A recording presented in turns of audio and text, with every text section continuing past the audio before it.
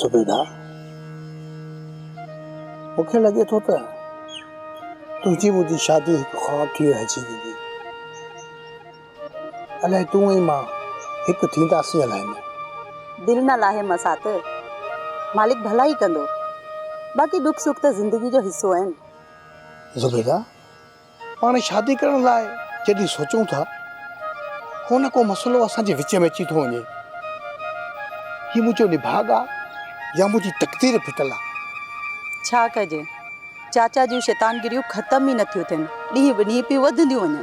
छा कजे, जे चाचा खॾियूं न खोटे आ न त उन में पाण न किरे आ। हा ज़ुबैदा, जेको ॿियनि लाइ खॾूं खोटींदो आहे न उन में पाण ई किरंदो आहे। ऐं चाचो अयूब सॼे ॻोठ लाइ खॾूं खोटींदो थो रहे ऐं उन खॾ में हींअर पाण किरियो आहे।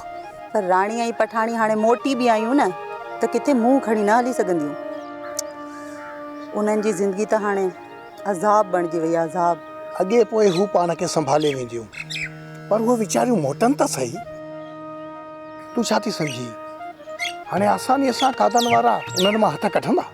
मासात बशीर, छा अदा वारा हुननि खे मोटाइण में नाकाम वेंदा?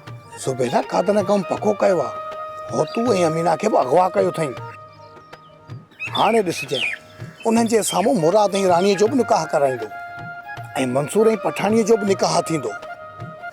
पोइ हिन छोकिरियुनि खां कोर्ट में बयानु ॾियारे उन्हनि ते ॻोठु थींदो। पोइ तूं ॿुधां, पोइ मासात गोहर छा कंदो? ॾिसूं त छा थो थिए।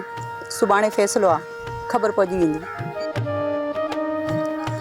ऐं जेकॾहिं भलाई थी वई त पोइ असांजी शादी जी तयारियूं ख़ैर सां थी वेंदियूं। अलाह भलाई कंदो ज़ुबैदा, अलाह ख़ैर कंदो।